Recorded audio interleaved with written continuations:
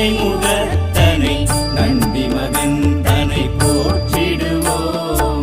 கணங்களின் அதிபதி கணபதி திருவடி கருத்தினில் வைத்தே கை தொழுவோம். கணங்களின் அதிபதி கணபதி திருவடி கருத்தினில் வைத்தே கை தொழுவோம்.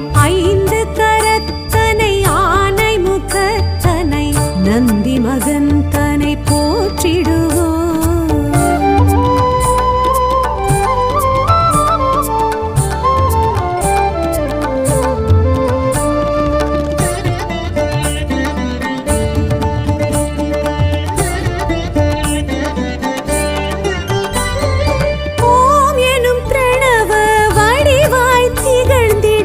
ஒற்றை கொம்பனை போற்றிடுவோம்.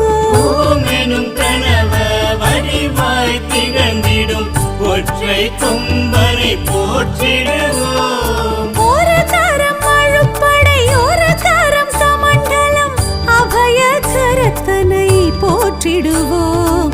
கணங்களின் அதிபதி கணபதி திருவடி கருத்தினில் வைத்தே கை தொழுவோம். கணங்களின் அதிபதி கணபதி